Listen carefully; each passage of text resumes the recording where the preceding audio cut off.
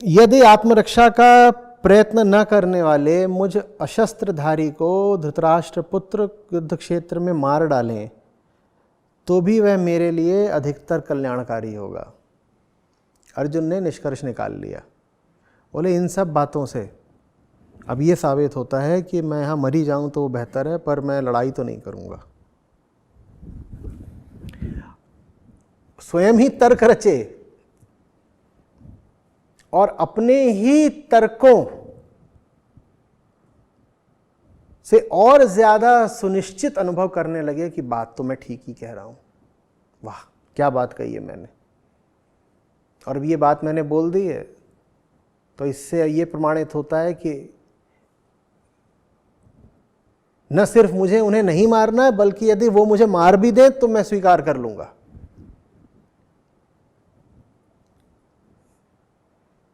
मुझे तो यूं लग रहा है जैसे ये सब कुछ कृष्ण को प्रभावित करने के लिए किया जा रहा है कि देखिए श्री कृष्ण, ये बात तो दूर की है कि मैं उन्हें मारूंगा, आप ये समझ लीजिए कि अब मैं उस बिंदु पर आ चुका हूं जहां मैं अपने प्राण त्यागने को तैयार हूं। वो मुझे मार दें तो मार दें, मैं उन्हें नहीं मारूंगा। जैसे कृष्ण को जताया जा रहा है कि मुझे अब समझाने की कोशिश भी बेकार है। देखिए कृष्ण, प्रयास भी मत करिएगा, मैं बहुत दूर निकल चुका हूं। ये एक तरह से कृष्ण को हतोत्साहित किया जा रहा है। अब कोई मुझ पर आप युक्ति मत आजमाइएगा, फैसला हो चुका है, मैं आपसे बहुत दूर जा चुका हूं, सारे तर्क मेरे पक्ष में हैं और मुझे बड़ी गहराई से सुनिश्चित हो चुका है कि सही क्या है, मैं जान चुका हूं। अब आप व्यर्थ ही मुझे समझाने बुझाने का प्रयास करेंगे, समय खराब होगा और कुछ नहीं। देख सकते हो तो देखिए कि अभी अर्जुन ने कृष्ण की ओर कैसे देखा होगा। जैसे कुश्ती में एक पहलवान दूसरे को देखता है ये मान के कि इसको तो अब मैंने परास्त ही कर दिया, बेटा तू तो अब हार चुका है। सर्वप्रथम ये मल्ल युद्ध कृष्ण और अर्जुन के बीच है और अर्जुन ने अपने दांव चल दिए हैं।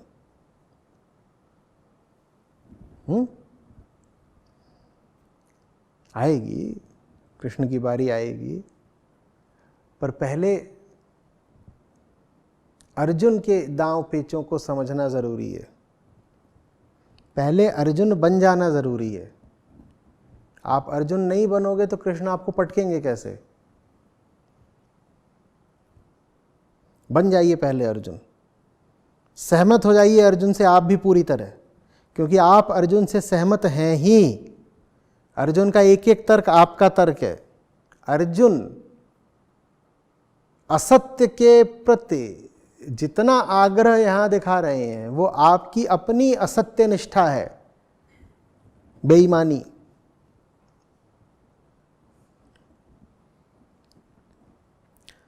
तो संजय कहते हैं कि अर्जुन इस प्रकार कहकर अब कृष्ण से वो किसी प्रकार की अनुमति की प्रतीक्षा भी नहीं कर रहे, बस अपना वक्तव्य सुना दिया है, निर्णय घोषित कर दिया है। अर्जुन इस प्रकार कहकर युद्ध क्षेत्र में बाण सहित धनुष को छोड़कर शोकाकुल चित्त से रथ के पिछले भाग में बैठ गए और उठ करके जाके वहां पीछे बैठ गए। शारीरिक रूप से भी वो एक खुला संकेत दे रहे हैं कि अब मुझ पर प्रयास भी मत करना कृष्ण, मेरा तो खेल खत्म हो चुका है। ये सब प्रतीक होते हैं। शत्रु को तरीके तरीके से जताया जाता है कि शत्रु तुम बाजी हार चुके हो। यहां पर अर्जुन कौरवों को तो शत्रु मारने से इनकार ही कर रहे हैं, तो अर्जुन ने शत्रु बना किसको रखा है? कृष्ण को। और कृष्ण पर ही अर्जुन इस तरीके के प्रयोग कर रहे हैं कि जाकर के अब पीछे बैठ गए हैं कि देखिए स्पष्ट ही हो जाए कि मुझे आप समझाने बुझाने की कोशिश करेंगे तो आपकी अपनी मानहानि होगी, क्योंकि आप मुझसे कुछ बोलेंगे, मानूंगा तो मैं है नहीं, तो कृपया प्रयास भी ना करें। और कृष्ण प्रयास करते हैं, और वो प्रयास कुछ ऐसा प्रबल होता है, इतना जबरदस्त, कि 20 शताब्दियां बीत चुकी हैं,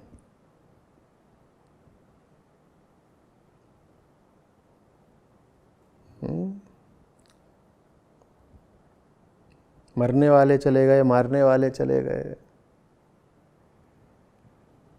कौन सा हस्तिनापुर, कौन सा कुरुक्षेत्र, कहाँ धनुष, कहाँ गदाएं, कहाँ कौरव, कहाँ पांडव। लेकिन भगवत गीता सूरज की तरह आज भी चमक रही है।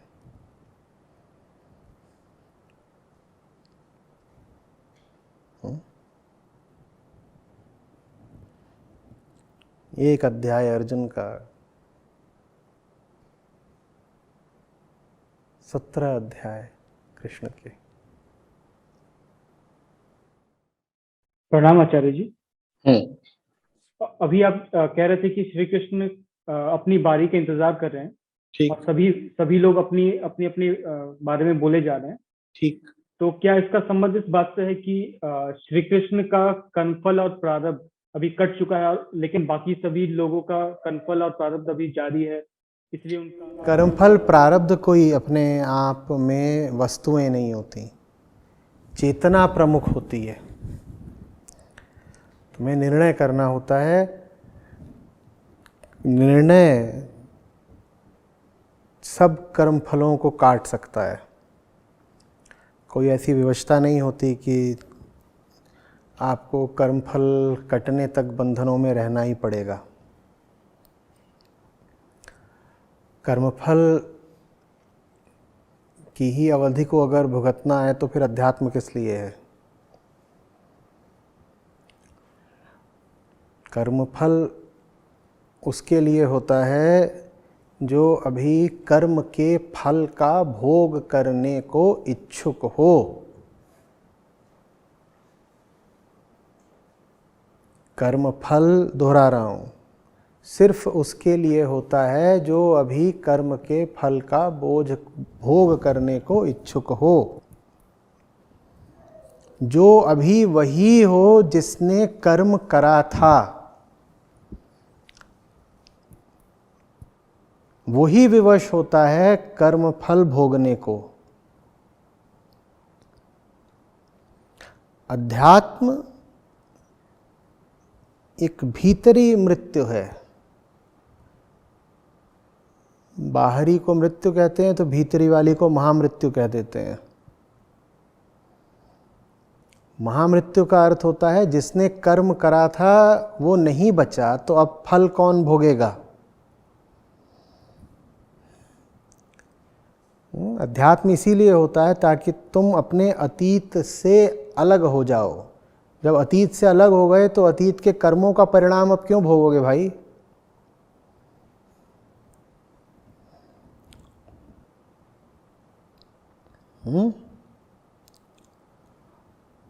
तो इसमें बात न प्रारब्ध की है न भाग्य की है,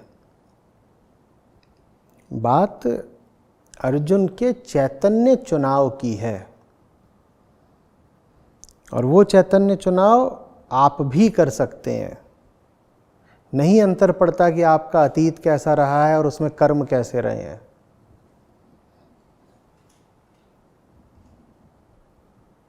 अतीत के प्रति मृत हो जाएं, इसी का नाम मुक्ति है।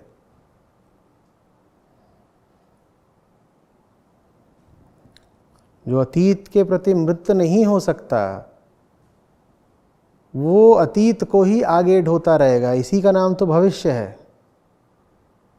भविष्य किसको कहते हैं? अतीत की लाश को भविष्य कहते हैं। अतीत खत्म हो चुका है, उसकी लाश बची हुई है, उसको तुम ढो रहे हो, इसका नाम भविष्य है।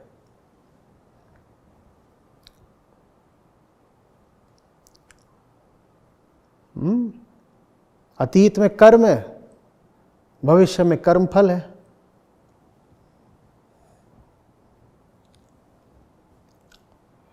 अतीत में जो था वो फिर भी जीवित था, भविष्य में जो है वो उसकी लाश है, वो गंधाती है। ठीक वैसे जैसे कर्मफल की सड़ांध हमें अनुभव होती है।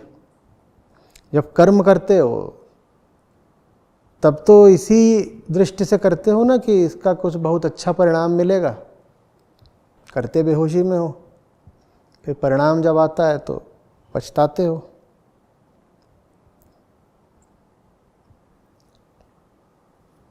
बात समझ रहे हो? तो इस तरह के सिद्धांतों में नहीं फंसना है कि अर्जुन इसलिए बचकर निकल पाए क्योंकि अर्जुन को कोई वरदान प्राप्त था, या अर्जुन फलाने तरीके से विशिष्ट थे, या कोई और बात थी। वेदांत बस एक विशिष्टता सिखाता है, वो विशिष्टता है सही चुनाव। जो सही चुनाव कर ले गया वो विशेष है, और नहीं कोई विशेष होता। न कोई जाति से विशेष है, न जन्म से, न आयु से, न अनुभव से, किसी भी प्रकार से कोई विशेष नहीं होता, न किसी का कोई विशेषाधिकार होता है।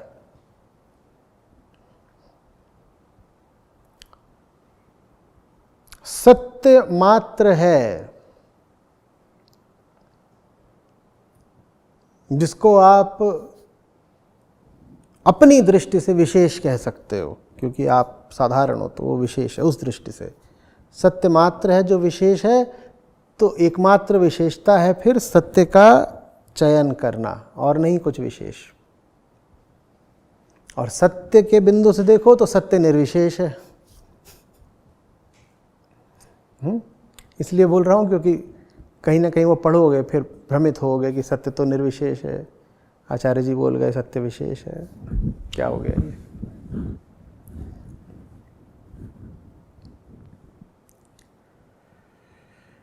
लेकिन जब तक अहम है तब तक तो सत्य विशेष है, जब तक हाँ, तो आपकी दृष्टि से तो वो विशेष ही है, इसीलिए तो उसको पूजते हो आप। नहीं तो काहे को पूजोगे, क्यों नमन करोगे? तात्विक दृष्टि से निर्विशेष है।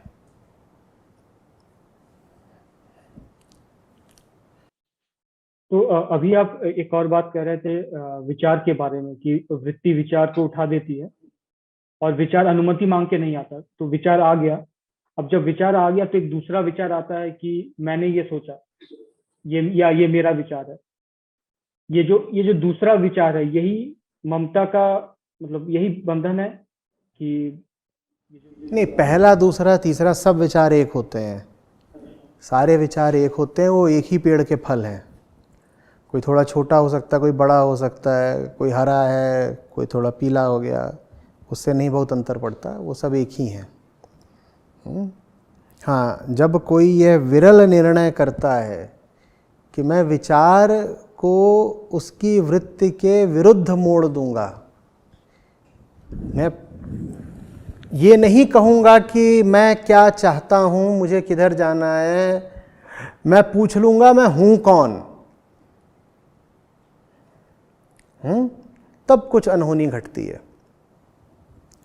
इसको हम कह रहे हैं ये आत्मविचार हो जाता है। फिर आमतौर पर हम मैं को तो मान कर रखते हैं, ठीक है, मैं तो केंद्र ही है, मैं पर विचार नहीं करना है।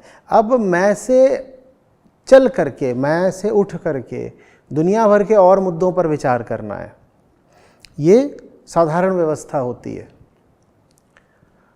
अध्यात्म इस साधारण व्यवस्था का प्रतिकार करता है। वो कहता है नहीं, ऐसा नहीं करना है कि मैं को तो अग्रिम मान्यता दे ही दी और अब कह रहे हैं कि मैं यहाँ जाऊँ, मैं वहाँ जाऊँ, मुझे ये चाहिए, मुझे ये पाना है, मुझे ये छोड़ना है।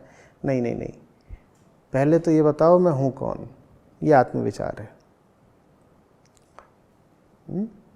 और मैं हूँ कौन का मतलब ये नहीं कि आप अपने अस्तित्व से संबंधित सिद्धांतों की बात करने लगे। मैं हूँ कौन माने अभी जिस केंद्र से ये विचार उठ रहा है वो केंद्र क्या है। क्या मैं प्रयास कर सकता हूँ जानने का कि मैं अभी कौन हूँ? मेरी ईर्ष्या मुझे बोल रही है कि फलानी दुकान पर जाओ और फलानी चीज़ खरीद लो। ठीक है, तो विचार क्या कह रहा है? विचार कह रहा है भाग कर जाओ और वहाँ से कोई चीज़ खरीद लो।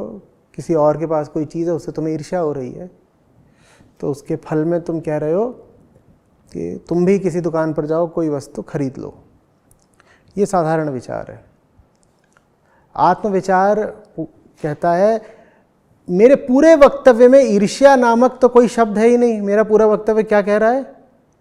फलानी दुकान पर जाके फलानी चीज़ खरीद लो। इसमें ईर्ष्या शब्द है कहीं पर? कहीं नहीं है। पर मैं मुड़ करके देखूंगा और मैं कहूँगा मैं ईर्ष्यालु हूँ। मैं जो कुछ भी कह रहा हूँ वो बात बाद में आती है। सबसे पहले कौन सी बात आती है?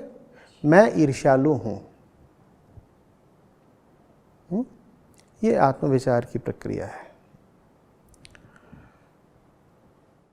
तो कभी ये बात आएगा कि देखने को मिलेगा कि मैं लोभी हूँ, ऐसा लगेगा, या मैं कामुक हूँ, या हर विचार के केंद्र में विचारक की एक दशा बैठी होती है और ये सारी दशाएं एक तरह से नकली होती हैं। तुम्हें उस दशा को पकड़ना होता है। जो ही तुम उस दशा को पकड़ते हो, जो ही तुम्हारे जानने का, तुम्हारे बोध का प्रकाश तुम्हारी अपनी आंतरिक दशा पर पड़ता है, तुम उस दशा से मुक्त हो जाते हो। वो दशा पिघल सी जाती है।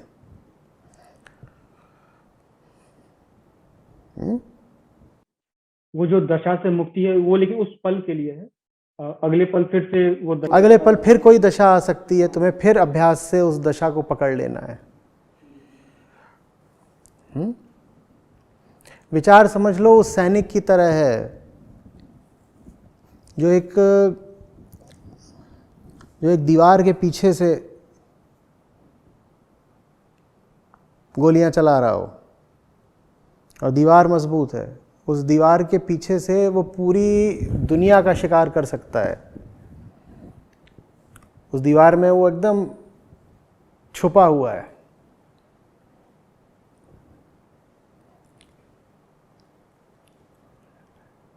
अब ज़रूरी हो जाता है कि उसके पीछे से उसको पकड़ा जाए। विचार भी ऐसा ही है। उसके आगे जो कुछ है वो उस पर गोलीबारी करता चलता है। फंसता वो सिर्फ तब है जब ये देखा जाए कि उसके पीछे क्या है। उसको पीछे से पकड़ो। उसके आगे से तुम उसका विरोध करोगे, विचार के उत्तर में, विचार के प्रतिकार में तुम दूसरे विचार दोगे, तो बस एक अंतर युद्ध चलता रहेगा, भीतर फंसे रहोगे। उसको हराने का सबसे अच्छा तरीका है उसके पीछे आके खड़े हो जाओ। उसकी बंदूक किस दिशा में है? आगे की दिशा में है। तुम उसके पीछे आके खड़े हो जाओ, वो फंस गया। वहीं से उसको हरा सकते हो बस। तू आ कहां से रहा है? और उसकी बंदूक ऐसी है जो पीछे को नहीं मुड़ सकती, तो डरो मत। विचार बहिर्गामी होता है, उसकी बंदूक पीछे को नहीं मुड़ती।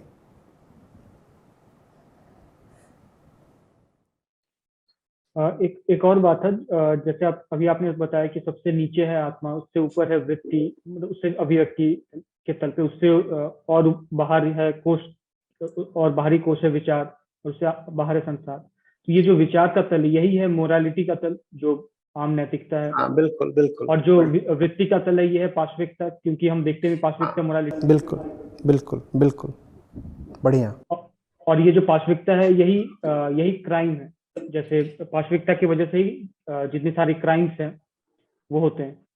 नहीं, लेकिन जो लॉ है वो विचार के माध्यम से वृत्ति को पकड़ना चाहता है, इसलिए लॉ हारता है। इसलिए आध्यात्मिकता की जरूरत है, क्योंकि वो और नीचे से और आत्मा से वृत्ति को। ठीक ठीक ठीक ठीक, बढ़िया पकड़ रहे हो। इसीलिए कितने भी तुम नियम कानून बना लो, जिसको तुम अपराध बोलते हो, वो समाप्त नहीं होता।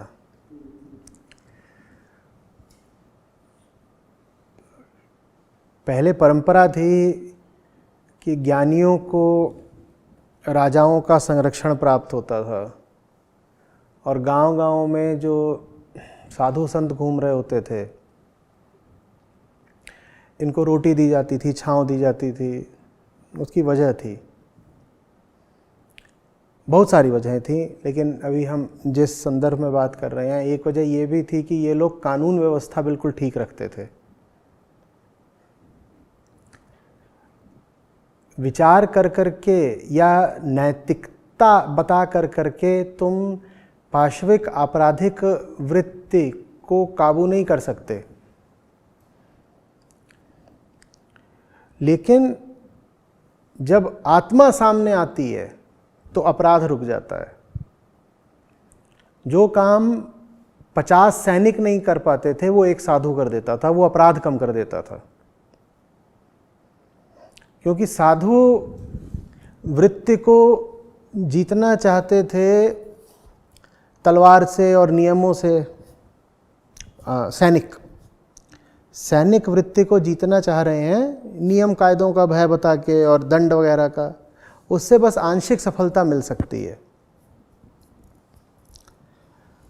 साधु वृत्ति को प्रेम में डाल देते हैं तो फिर उसको अपराध करने की फुर्सत नहीं रह जाती। तो एक तरीके से जो प्रश्रय और संरक्षण दिया जाता था ज्ञानियों को और ऋषियों को, साधु संतों को, वो व्यर्थ ही नहीं था। आप उनको जो एक कुटिया और 2 रोटी दे देते थे, उसके बदले में वो आपका बहुत सारा खर्चा और आपकी बड़ी तकलीफ़ें बचा देते थे।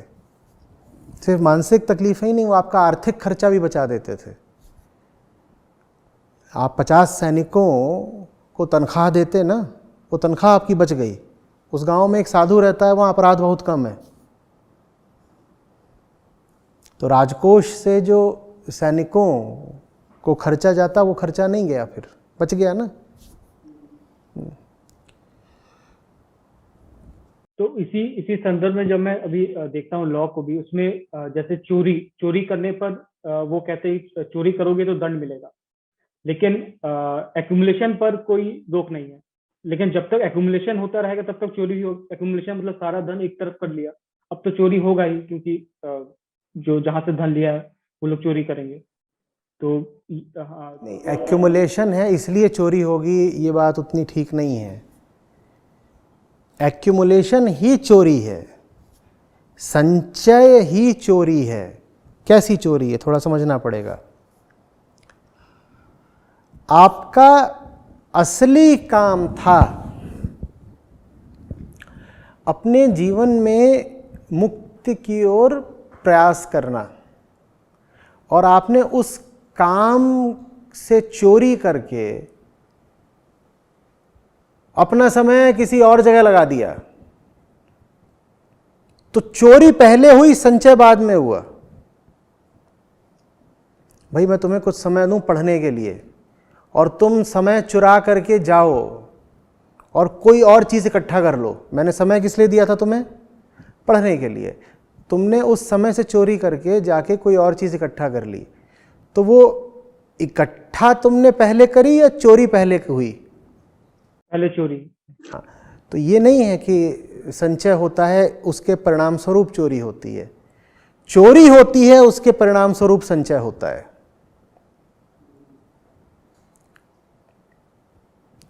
आप जीवन में जो भी कुछ उल्टा पुल्टा कर रहे हैं उससे पहले चोरी की एक घटना घटती है। अगर आप चोर ना होते तो कुछ भी उल्टा पुल्टा करने का आपको समय कहाँ से मिलता? कुछ भी व्यर्थ करने के लिए आपने 2 चीज़ें निश्चित रूप से चुराई होंगी, एक समय और एक ऊर्जा। और जिसने आपको समय दिया है और जिसने आपको ऊर्जा दी है, उसने आपको बता रखा है कि समय और ऊर्जा का क्या इस्तेमाल करना है, लेकिन आपने चोरी करी और आपने अपने समय का और अपनी ऊर्जा का कुछ और ही प्रयोग कर लिया। तो चोरी पहले आई ना, उसके बाद फिर जो कुछ भी आया सो आया।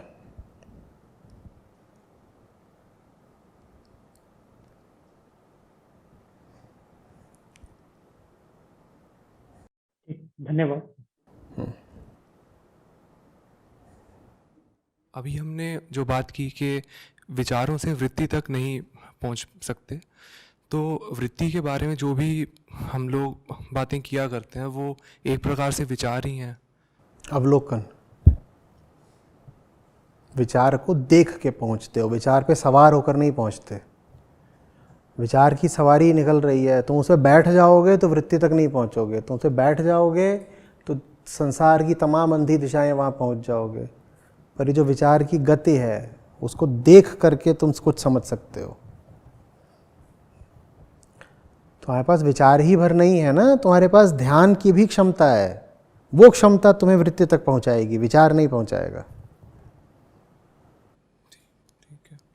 और कुछ दिन पहले एक बार इस पर आपने एग्जाम्पल दिया था कि MH370 का एग्जाम्पल लेकर कि जो हम खोज रहे हैं वो कहीं मिल नहीं रहा है। इस वजह से यूनिवर्स भी इतना बड़ा है कि हम लगातार खोजते जा रहे हैं।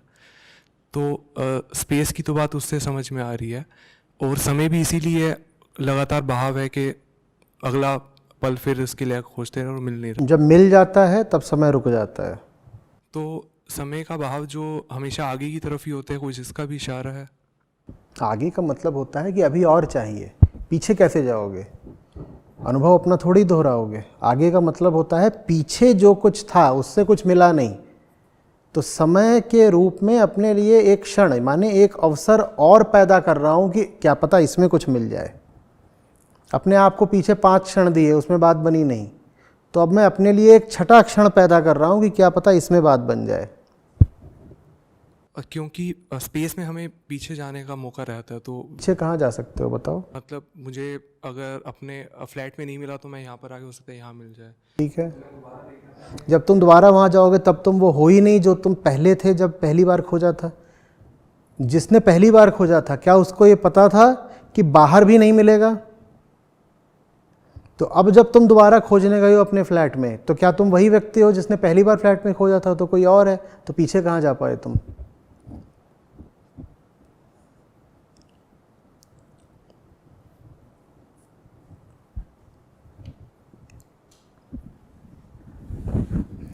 ये सब कुछ इसीलिए है इतना विस्तृत, इतना भूल भुलैया जैसा, क्योंकि खोज अभी बाकी है।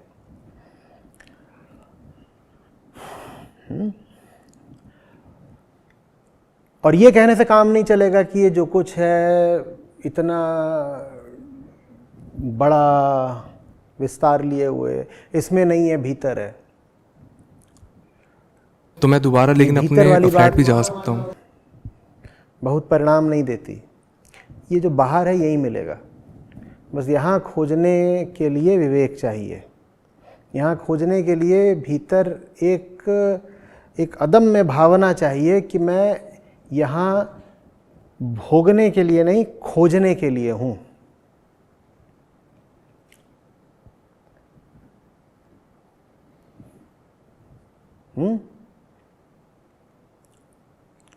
पुरानी फिल्म में होता था ना, मेले में भाई खो जाता था, होता था ना, कुंभ के मेले में भाई खो गया। अब वहाँ इतने लोग घूम रहे हैं, वो मेले में तरह तरह की चीज़ें बिक रही हैं, और ये है वो है, आकर्षण मनोरंजन है। ज़्यादातर लोग वहाँ क्या कर रहे हैं? भोग रहे हैं। वो मेले में इधर उधर घूम रहे हैं भोगने के लिए। एक है जिसको पता है कि कोई खो गया है, वो मेले में क्यों घूम रहा है? खोजने के लिए। तो मिलेगा तो मेले में ही, मिलेगा तो संसार में ही। तुम्हारी नजर भोगी की नहीं, खोजी की होनी चाहिए।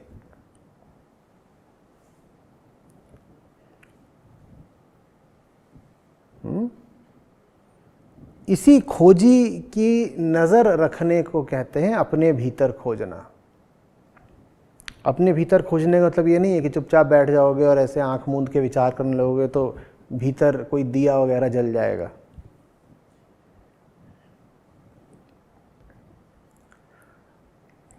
संसार है, संसार में व्यक्ति हैं, वस्तु हैं, घटनाएं हैं, अनुभव हैं।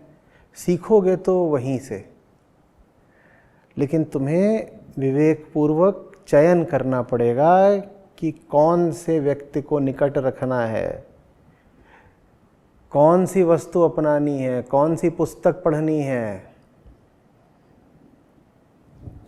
घटनाओं को कैसा प्रतिसाद देना है, अपने विचारों और भावों से कैसा संबंध रखना है, इन सब का तुम्हें एक चैतन्य निर्णय करना पड़ेगा। आचार्य जी, आपने बताया कि जैसे जब झूठ पूरी तरह से झूठ होता है तो सामने पूरी तरह से आ जाता है, जैसे दुर्योधन के रूप में आ गया। फिर आपने देवी की जब कोर्स हुआ तो उसमें भी आपने बताया था कि देवताओं के कारण ही जो राक्षस हुए थे वो पैदा हुए थे। तो पर ये जब राक्षस और दुर्योधन बन जाते हैं पूरी तरीके से तो सामने आ जाते हैं और फिर युद्ध होता है। पर जब ये हो रहा होता है धीरे धीरे, मतलब बहुत ही बारीक तरीके से हो रहा होता है, तब उसमें कैसे सावधान रहें डे टू डे की, मतलब कि मतलब नज़र रखें कि, क्योंकि वो अपनी मतलब ये अपने आप मतलब बैकग्राउंड में पता भी नहीं चलता और वो मतलब क्या मतलब झूठ की तरफ आ जाते हैं और पता भी नहीं चलता है।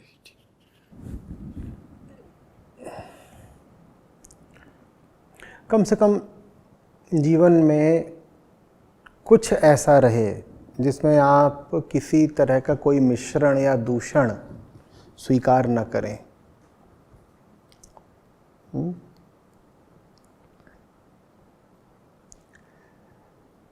इसीलिए दुनिया भर की तमाम धार्मिक धाराओं में कुछ बातों का सख्त अनुपालन करने को कहा जाता है और कुछ बातों की सख्त मनाही होती है।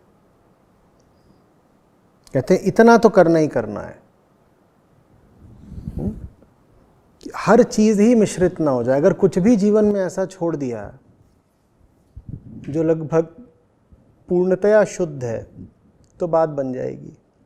ठीक वैसे जैसे लाखों से घिरे हुए अर्जुन ने उन लाखों के बावजूद कृष्ण को नहीं छोड़ दिया। अर्जुन ये भी नहीं कर पाए हैं कि सिर्फ कृष्ण के साथ रहें, उन लाखों को छोड़ दें। सबकी अपनी व्यवस्थाएं होती हैं व्यवहारिक जीवन की, उन लाखों के साथ तो मौजूद रहना ही है। और नहीं पता चलेगा कि उन लाखों में किस प्रकार का दूषण घुसा हुआ है, कैसे वो लाखों लोग आपको प्रभावित कर रहे हैं, किस किस तरीके से आप संक्रमित होते जा रहे हैं। लेकिन इतना तो कर सकते हैं ना कि हज़ारों लाखों कोई भी घेरे हों, जीवन की कैसी ही परिस्थितियाँ हों, कैसे भी संयोग बन रहे हों, उसमें एक चीज़ को भ्रष्ट ना होने दें। क्या? कृष्ण की निकटता, कि वो तो रहेगी ही रहेगी। अब बाकी सब का तो हम कुछ कर नहीं सकते। जीव पैदा हुए हैं, तमाम तरह के संयोग होते हैं जीवन के, उन पर हमारा कोई नियंत्रण नहीं। लेकिन कुछ चीज़ों को लेकर हम बहुत पाबंद रहेंगे। वास्तव में मर्यादा का यही वास्तविक अर्थ है। मर्यादा का असली अर्थ यही है।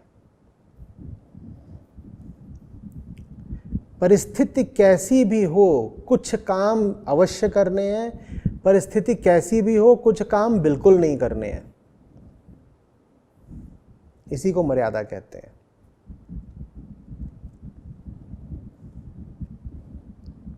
कुछ भी हो जाए, कृष्ण की बात नहीं टाल सकता।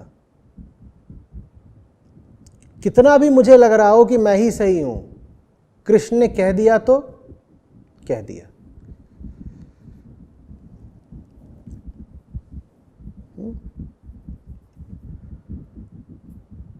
और मुझे पता है मुझ में 100 तरह के गुण दोष होंगे,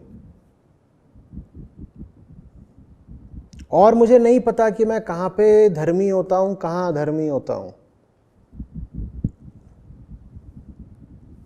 लेकिन एक नियम का पालन मैं प्राणों के मूल्य पर भी करूंगा। कृष्ण से दूर नहीं जाऊंगा, कृष्ण की बात नहीं टालूंगा, कृष्ण की अवज्ञा नहीं करूंगा। समझ रहे हैं? ऐसी अगर एक वस्तु भी हो जीवन में तो वो बचा ले जाती है। अर्जुन के पास कृष्ण थे, आप अपना कुछ खोज लीजिए। कोई पुस्तक हो सकती है, कोई मूल्य हो सकता है,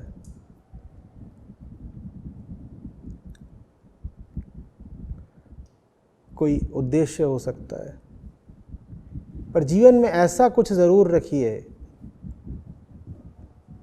जिस पे किसी भी हालत में समझौता नहीं किया जा सकता। नहीं करना तो नहीं करना, माने प्राण चला जाए तो भी नहीं करना।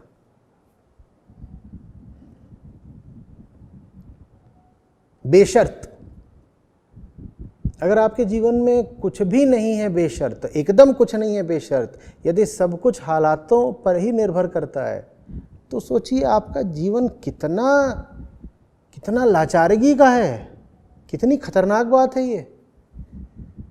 सब कुछ फिर आप कह रहे हैं कि परिस्थितिवश होता है आपके जीवन में, तो बहुत ही विवशता का जीवन हो गया ना। परिस्थितियां जैसी हैं, एक चीज़ ऐसी रख लीजिए कि परिस्थितियां कैसी भी हो जाएं, ये चीज़ अडिग रहेगी। कुछ भी हो जाए ये नहीं होगा, या कुछ भी हो जाए ये अवश्य होगा।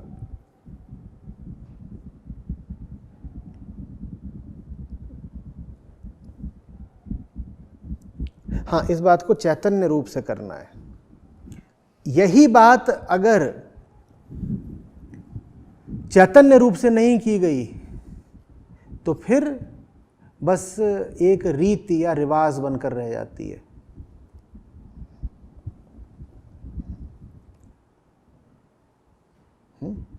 अब जैसे कुछ भी हो जाए, सुबह सुबह गंगा में डुबकी ज़रूर मारनी है। अगर गंगा में डुबकी मारते वक्त आपको स्मरण रह गया कि इस डुबकी का संकेत क्या है, तब तो वो डुबकी आपको जीवन भर बचाती रहेगी।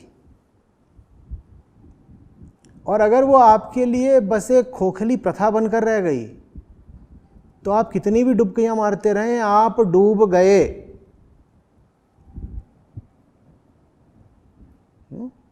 तो भारतीयों ने ये तो अच्छा करा कि अपनी प्रथाओं को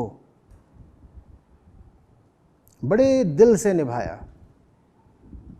ऐसे भी लोग हुए हैं जिन्होंने अपने जीवन के आखिरी दिन भी जा करके और बड़े ठंड का समय है तब भी जा करके गंगा में डुबकी मारी ज़रूर है। बोले कुछ भी हो जाए, प्राण अभी चले जाएं, लेकिन डुबकी ज़रूर मारेंगे। और ये बात बड़े भाव की है, बड़ा सम्मान मांगती है। लेकिन दूसरा पहलू ये भी है कि ये करके भी बहुतों को कोई लाभ हुआ नहीं। आपको पता होना चाहिए वो डुबकी किसका प्रतीक है। दोनों बातें हैं। प्राण भले ही चले जाएं,